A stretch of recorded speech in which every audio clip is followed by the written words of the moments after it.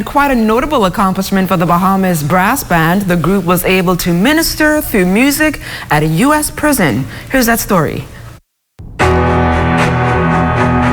My name is Clemmy Aeneas Ford, and I am a case manager / therapist here at the Stringfellow Unit Prison, and I work directly with sex offenders, and the main area I focus on was sex offenders treatment program and the recidivism rate here in Rose Sharon, Texas. Well, I received a call from the Ministry of Tourism, the manager who worked there, and he told me that Barry was interested in coming here and they wanted to perform in the prison.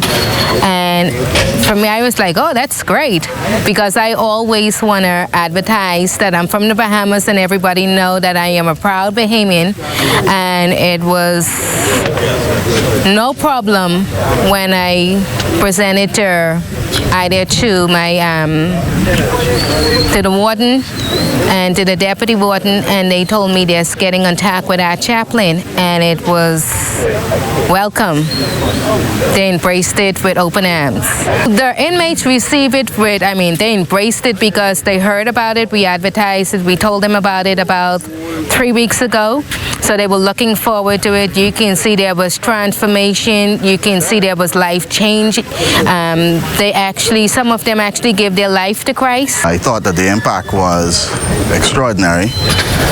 When I heard that one of the inmates decided to give their life to Christ tonight, I thought that we had achieved our mission, since the music that we play is supposed to cause people to want to understand what Christ is about. And that in itself, I believe, was mission accomplished.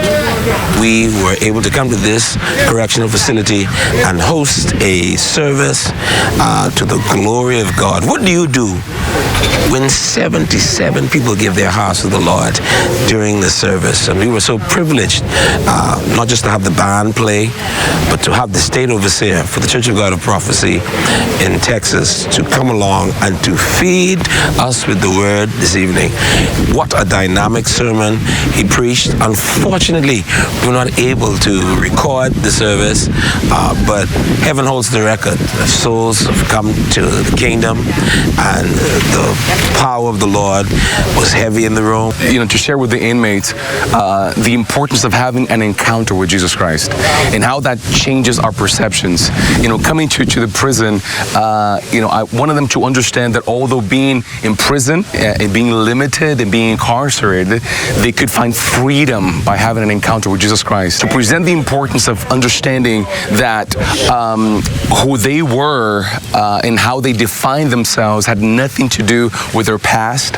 Many of these men have gone through difficult lives, and many of them have identified themselves with their situations and the brokenness of their lives, and they have come to believe that they're defined by the culture or defined by their mistakes. And I wanted them to understand that none of those things define them, that their situation has not come to define them, but Jesus Christ is the only one that could and can define them.